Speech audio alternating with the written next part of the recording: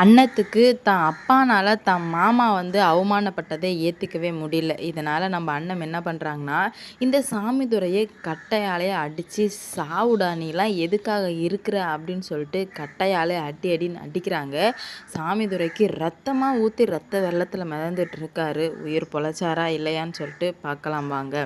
இப்போ என்ன நடந்துட்டுருக்கு அப்படின்னு பார்த்தீங்கன்னா, ரொம்பவே வந்து அண்ணன் வந்து கொந்தளிச்சு போய் நிற்கிறாங்க. ஏன்னா வந்து தான் மாமாவை கஷ்டப்பட்டு காப்பாற்றி கொண்டு வந்து இந்த மாதிரி ஜெயிக்க வச்சா, இந்த ஒருத்தர் உன்னால் இந்த மாதிரி நடந்துடுச்சு அப்படின்னு சொல்லிட்டு அண்ணத்தால் ஏற்றுக்கவே முடியல.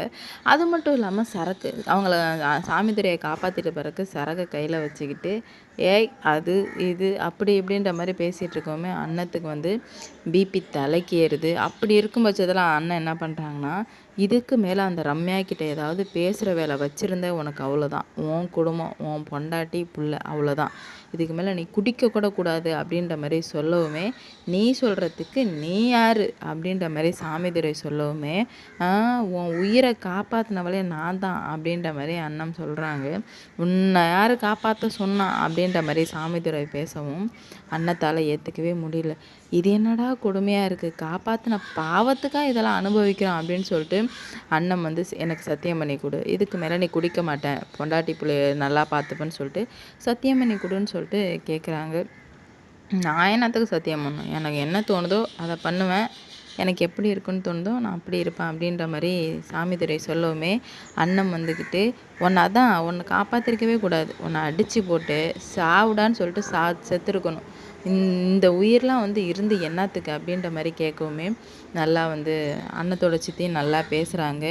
யோ உன் உயிரையே திருப்பி கொடுத்தது இவங்க மாமா தாயா அப்படின்ற மாதிரி சொல்ல, அவன் திருப்பி கொடுத்து ஒன்றும் என் உயிர் இருக்குன்னு அவசியம் கிடையாது, நான் இப்போயே வந்து சாவுறான் அப்படின்ற மாதிரி சொல்லவுமே அன்னத்துக்கு கோவம் தாங்க முடியாமல் என்ன பண்ணுறாங்கன்னா ஒரு கட்டையை எடுத்துக்கிறாங்க.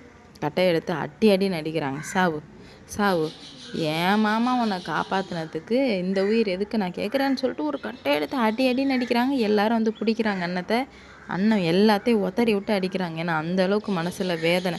இப்படிப்பட்ட அப்பன் இருந்தால் கண்டிப்பாக வந்து வேதனை இருக்க தானங்க செய்யும். என்னங்க அப்பன் இவன்லாம் அப்படின்ற மாதிரி தான் வந்து கேள்வி எழும்புது. இந்த மாதிரி உயிர் இருக்கிற நேரம் இருக்காமலே இருக்கலாம். ஏன்னா இருந்துக்கிட்டு எல்லாருக்கும் பாரமாக இருக்கிறத விட அது அப்பயே போய் சேர்றது வந்து நல்லது தானே அப்படின்ற மாதிரி அண்ணன் வந்து சொல்லவுமே உடனே வந்து கார்த்திக்கு அண்ணன் அடிக்காத அண்ணன் இல்லை அடிக்கலாம் மாட்டேன், இவரை நான் கொலை தான் பண்ண போகிறேன், இதுக்கு மேலே இருக்கவே கூடாது அப்படின்ற மாதிரி சொல்லிகிட்டு இருக்காங்க. இதனாலவே வந்து பல பிரச்சனைகள் வந்து வேறு மாதிரி வர ஆரம்பிச்சிடுது. ஏன்னா அண்ணன் வந்து அடித்து ரத்த வெள்ளத்தில் மிதக்க விட்டுட்டு அப்படியே வந்து வச்சுக்கிறாங்க, இவரை யாரும் தொடக்கூடாது, இவன் உயிரோடு இருக்கவே கூடாது அப்படின்னு சொல்லிட்டு அப்பனை பார்த்து பேசுகிறாங்க நம்ம அண்ணன்.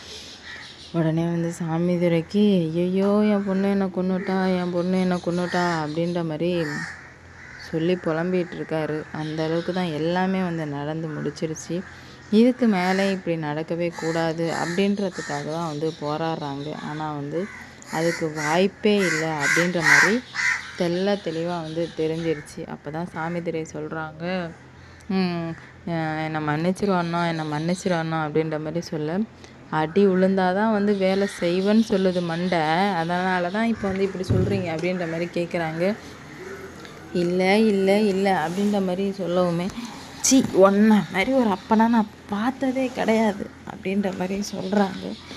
அந்த அந்த ரத்தம் வலிஞ்சு ஓடுது, அப்போ கூட எங்கே ரம்யா பொண்ணு அப்படின்ற மாதிரி கேட்கவுமே சாமிதுரையோட பொண்டாட்டியே போய் அடிக்கிறாங்க. பொண்ணா 2 பொண்ணை வச்சுக்கிட்டு 3ஆவது ஒன்றை கொல்ல நினச்சவளை நீ வந்து பொண்ணுன்னு சொல்கிறியாயா அப்படின்ற மாதிரி சொல்ல, ரத்தம் தாறுமாறாக உடனே ஹாஸ்பிட்டலுக்கு தூக்குன்னு சொல்கிறாங்க. அண்ணன் வந்து இல்லை இவர் சாவணும் அப்படின்ற மாதிரி பைத்தியம் பிடிச்சிருச்சு. எல்லாருக்குமே ஒரு அளவுக்கு தான் இருக்கும். ஆனால் அந்த அளவுக்கு மீறி அது கோபமாக போகும்போது அவங்க என்ன பண்ணுறாங்கன்னே மறந்துடுவாங்க இல்லையா? அந்த அன்கண்டிஷ்னலுக்கு போக வச்சுட்டாரு சாமிதுரை. உண்மையிலுமே இந்த சாமிதுரை உயிரோடு இருக்கணுமா இல்லையா அப்படின்னு சொல்லிட்டு மறக்காமல் வந்து கமெண்டில் சொல்லிட்டு போங்க. சாமிதுரை மாரி உங்களுக்கு ஒரு அப்பா கிடச்சா நீங்கள் அவருக்கு என்ன தண்டனை கொடுப்பீங்க, இல்லை நம்ம அண்ணன் இடத்துல இருந்து நீங்கள் என்ன பண்ணுவீங்க அப்படின்னு சொல்லிட்டு மறக்காமல் கமெண்டில் சொல்லிட்டு போங்க. எவ்வளோ பிரச்சனையே வரும்போதெல்லாம் அண்ணன் வந்து மனசை தளர விட்டதே கிடையாது. ஆனால் இப்போது இவ்வளோ பெரிய விஷயம் நடந்ததுனால நம்ம அண்ணத்தால் ஏற்றுக்கவே முடியாத அளவுக்கு நடந்துகிட்ருக்கு. என்ன நடக்க போகுது, எந்த மாதிரி கொண்டு போகிறாங்க அப்படின்னு சொல்லிட்டு வெயிட் பண்ணி பார்க்கலாம். ஒரு பிரச்சனையும் பலவிதமாக வந்துட்டுருந்துச்சு. ஆனால் இந்த பிரச்சனையை கையாளாதாகவே வந்து போயிட்டுருக்கு. அப்போ வந்து நம்ம அண்ணன் வந்து சொல்கிறாங்க, ஒன்று இவர் சாகணும் இல்லை நான் சாகணும். இவர் இருக்க நான் வந்து இங்கே இருக்க போகிறதே கிடையாது அப்படின்ற மாதிரி சொல்லவும் நம்ம அண்ணன் வந்து ரொம்ப வந்து மனசு உடைஞ்சு போயிட்டாங்க. ஏன்னா என்னடா இது இப்படி நடந்துகிட்ருக்கே அப்படின்னு சொல்லிட்டு அவங்களால அதை ஏற்றுக்கொள்ளவே முடியல. அந்தளவுக்கு ரொம்பவே வந்து மோசமாக போயிட்டுருக்கும்போது அப்போ தான் நம்ம அண்ணன் வந்து ஒரு கான்ஃபிடென்ட்டான முடிவுக்கு வர்றாங்க.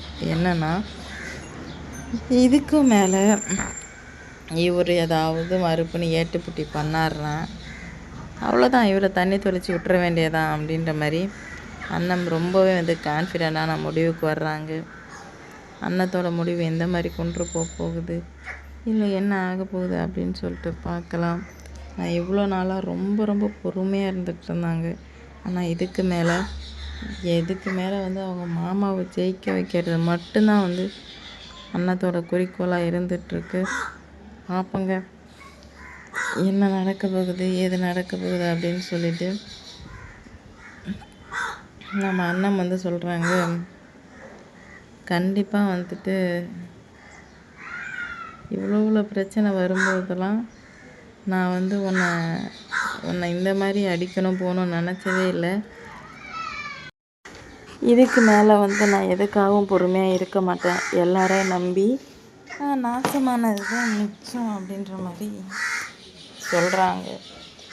உண்மையிலுமே அண்ணன் ரொம்பவே வந்து பாவங்க. அம்மாவாக இருக்கிறது எல்லாமே வந்து தான் மாமா தான். ஆனால் தான் அப்பானாலே மாமாவுக்கு ஒரு அவமானம் வந்ததை வந்து அண்ணத்தால் ஏற்றுக்கவே முடியல. அதை தாங்கிக்கவே முடியாமல் ரொம்ப வந்து ஃபீல் பண்ணிகிட்ருக்காங்க. என்ன நடக்க போகுது, எது நடக்க போகுதுன்னு சொல்லிட்டு வெயிட் பண்ணி பார்ப்போம். கண்டிப்பாக எல்லா பிரச்சனையும் சரியாகும்னு நான் நம்புகிறேன். நீங்கள் என்ன நம்புகிறீங்க அப்படின்னு சொல்லிட்டு கமெண்டில் சொல்லிட்டு போங்க. ஒரு பிரச்சனையும் ஒரு விதமாக வந்துட்டுருக்கு. எந்த பிரச்சனை எந்த மாதிரி வரப்போகுது, எந்த மாதிரி உருவெடுக்க போகுது அப்படின்னு சொல்லிட்டு வெயிட் பண்ணி பார்க்கலாம். கண்டிப்பாக நிறைய பிரச்சனைகள் வந்து வர இருக்குது. அது எந்த மாதிரி வரப்போகுது, எப்படி இருக்க போகுது அப்படின்னு சொல்லிட்டு வெயிட் பண்ணி பார்ப்போம். லைக் பண்ணுங்கள், ஷேர் பண்ணுங்கள், சப்ஸ்கிரைப் பண்ணுங்கள்.